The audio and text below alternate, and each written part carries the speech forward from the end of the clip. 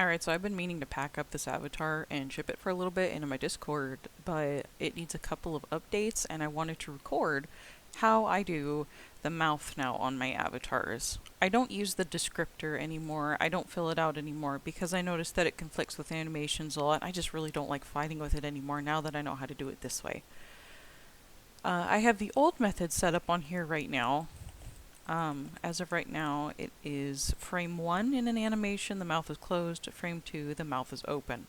Now, this is the old way that I did it, and I don't do it this way anymore. So, I will quickly run through that. I will try to explain as best as I can, because I've had people asking me exactly how I've been doing that. So first, what you want to do is make a new clip. I usually call them voice 0 and voice 1, so it's easy to find them.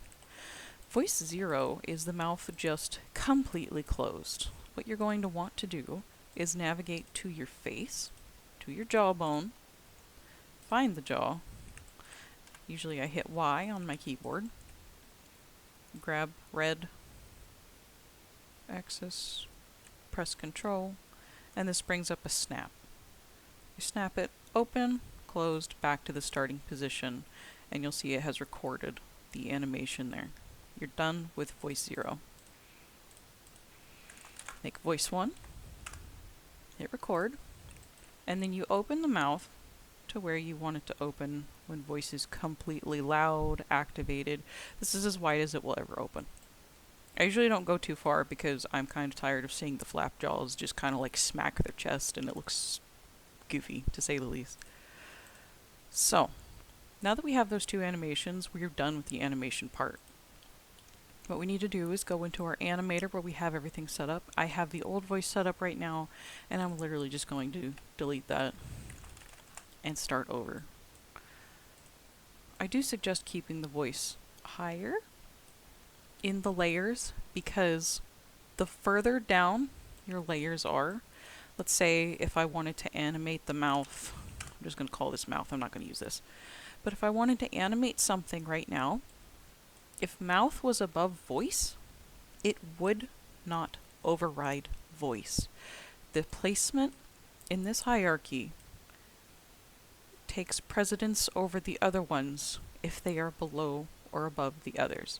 So if you want voice to be able to be cut off by other things, you need to put it higher in the hierarchy so you don't have to worry about it. Now, to set up the voice, we're going to have a toggle and a blend tree. So we're going to set this up first. I'm going to come over here.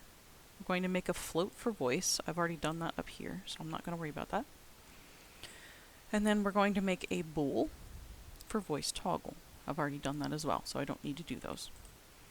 Now what I usually do is I create an empty animation. This is the blank state of the mouth, not really being open or closed. It's just in the default state of the avatar.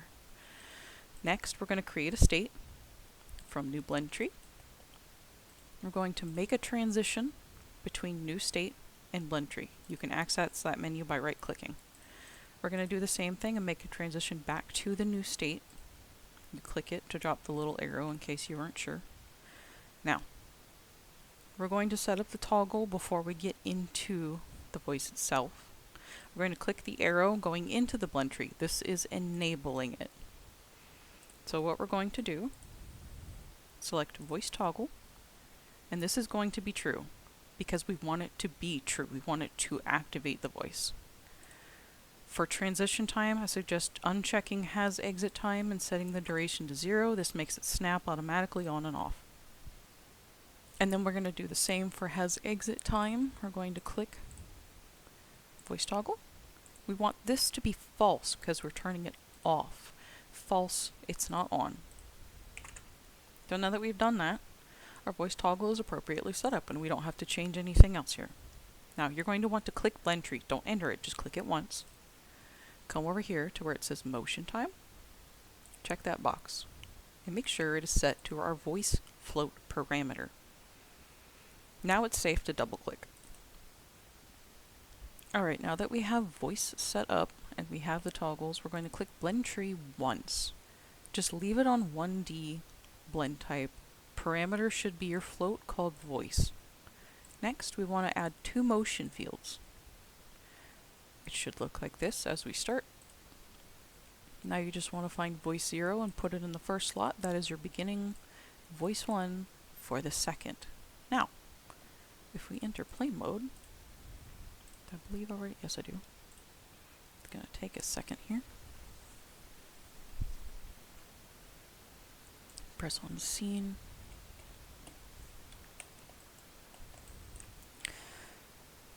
I'm using the Avatars 3.0 emulator, so if you want to check if your voice is working, since I've already got a toggle set up, it should be off right now. As you see, the mouth isn't moving. But when we toggle it on, now the mouth moves. Step 1 complete. The second thing I want to show, after I show you how to do that, will be the sing controller. But what we're going to do right now is we're going to go into our parameters. I built this on the old parameters. I'm going to have to fix it. Okay, so for the voice toggle to work, you're going to want to add a bool right here. Voice toggle, name it exactly the same. Otherwise it's not going to work. Next we come back here, make sure it's bool. You can have it on by default. I usually do. I have it on by default so people don't have to mess with it. And then that's how you get that to work as is on the voice, to be able to toggle it on and off. Now we're going to enter in a little bit more of a complicated setup, but it should be simple. Hopefully I can describe this well enough and you can follow it along. We're going to be setting up a sing controller for those that like to do the performances but don't like that their mouth moves with the music and they want to move it themselves. The best way that I found to do this is I make a layer and I call it sing. I'm going to set the weight to 1. Go to parameters. I'm going to make 3 things here. A bool called sing. And then we're going to make 2 floats. Sing H, sing V. These are your horizontal and vertical movements for your controller once you've made it. So what we're going to do, come back to layers. We're going to create an empty state like we did before on voice. Next, we're going to make a blend tree, just like we did on voice as well. This is basically the same setup. You're going to want to make a true false with your sing.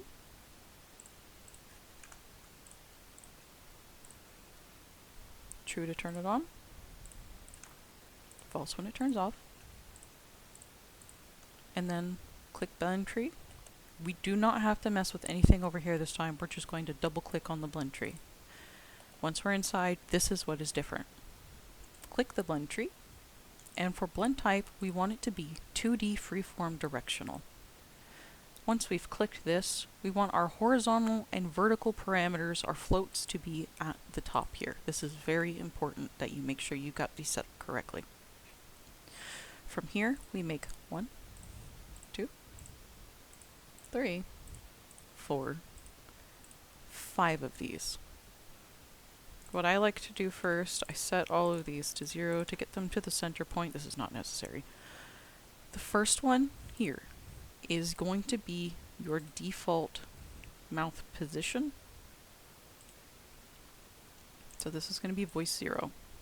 The rest of these are your, oops, no, not that one, our voice 1. And what you're going to do with these, 1 in the X, 1 in the Y, -1 in the X, -1 in the Y. And it's going to make this nice diamond shape. All of these on the outer points are basically going to be on your radial little controllers that you can change and open and close your mouth freely. From here, what we need to do now is we're going to, I'm going to save. Remember to save. Always save your project. Save, save, save, save, save. You don't want to lose something. We're going to go to our parameters. Everything is disorganized. I need to fix this. We're going to add sing as a bool. We are disabling this by default. Make sure it is off. Otherwise your voice toggle is not going to work correctly. Next, I'm going to add a float. Sing H. And sing V. once you've got that finished, you come to your menu or wherever you want it to be in your controller. Usually I'll put it in the expressions. That way, if I want to change anything on the fly, it'll be in this menu. So what we're going to do is add in a Sing controller. You can name it whatever you want. It doesn't have to be called this. Toggle. Oh wait, no. 2-axis puppet. You want 2-axis puppet. It's going to come up and look like this. The toggle itself for Sing goes right here. I almost messed up here. Once you've got the Sing bool on the parameter, this is going to enable and disable when you open this menu. This is why this is important, so that way it overrides your voice. This is also why you need Sing to be lower here. So it will make sure that it overrides your voice as well. Now for horizontal, you set Sing H, vertical, Sing V. And from here, in theory, if we have set up everything correctly, she should work. Alright, once we're in the scene, we're going to navigate to expressions. Now, just to check before we do this, to make sure everything still works. Voice is on by default. As you can see, it's green. Mouth still works. Toggle voice off. Mouth doesn't work. We want this on for testing purposes. You want to navigate to your Sing controller that you just made and click it. As you notice, it turns green. And, if you did it correctly, all of these should move your mouth appropriately. Once you click off of it, it should close, and your mouth should reactivate for your voice. I'm very bad at tutorials. Please excuse my English here as I flub everything. This avatar will be distributable in my Discord. It is a modification of Snatched Wig's Mangle. I claim no ownership of this model whatsoever. I did remake the hair on the back and some other pieces and textures, and I think I re-UV'd it. I'd have to double check on that one. Don't hold me to that. But yeah, that's how I set up my controllers.